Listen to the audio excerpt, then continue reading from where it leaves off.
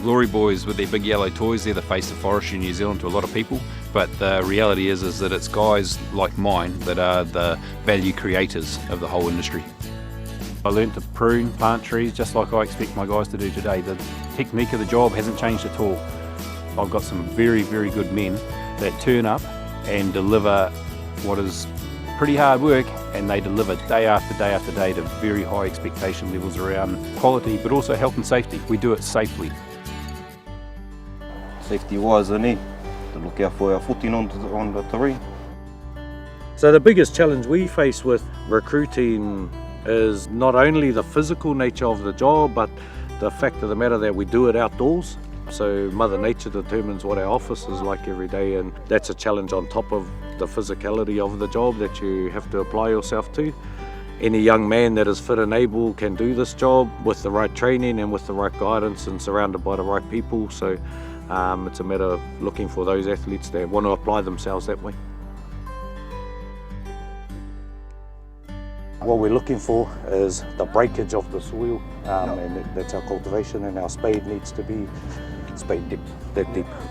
Push it forward, lock it in, and as you pull it back, keep the pressure down, pull it back to open it up. You might need to trim the hole up to open it up correctly. From there, so our root system's here.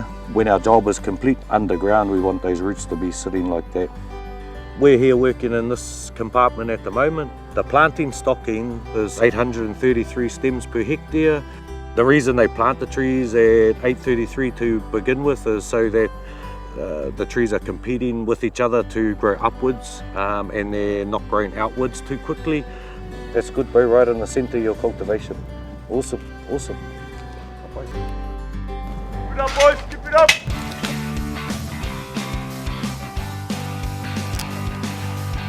The reason for pruning is it's about creating what we call a clearwood log. From the point that you've got the knots in the tree, you're creating a clearwood sheath outside, which is higher value wood.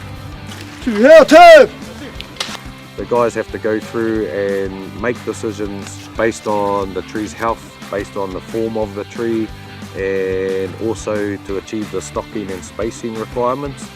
For this specific job here, each man's target is 95 trees per day. 5 minutes per tree will get them 95 trees.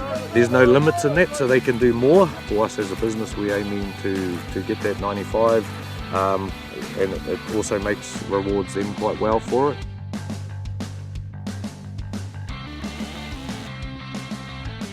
Aaron's crew, and it's a thinning to waste operation. That's removing the unwanted or unrequired trees for the final crop.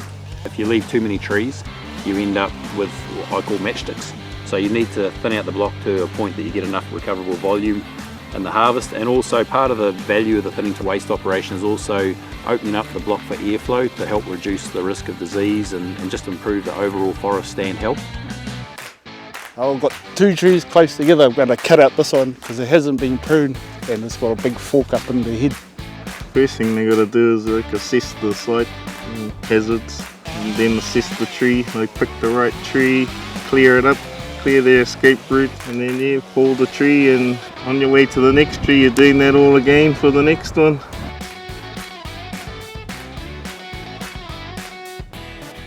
Good morning guys, I'm Michelle from the Rotorua branch. We're doing random drug testing for P.F. Olsen and for Nathan at Inta-Wood Forestry. So I'll just get one of you guys in at a time. Nathan will verify who you are and we'll just go from there, okay?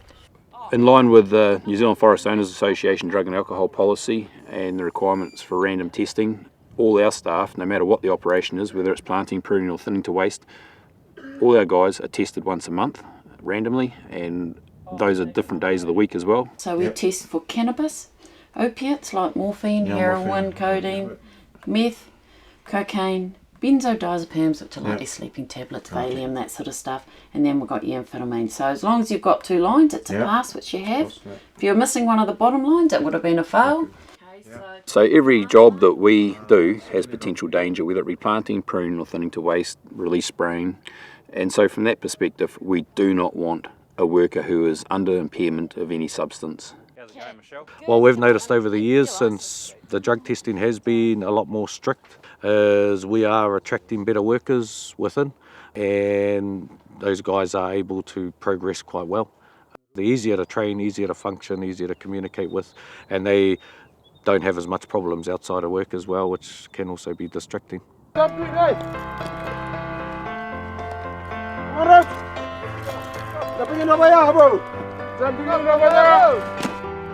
really enjoyed working here in Inta-Wood, and I've been, this is my second year, and first year was challenging, especially the weather, but it was really good. Yeah. I got my friends over here, and it's fun all day. When we train people, we really want them to stay, and it is amazing the productivity that a man can achieve once he's skilled and knows what he's about. Yeah, I'm really proud when we leave a block that we've planted, pruned, thinned.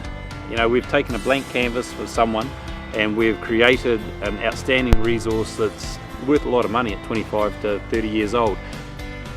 It's always a good feeling to drive out of a forest at the end of the day and know that we've left an outstanding resource there for our client.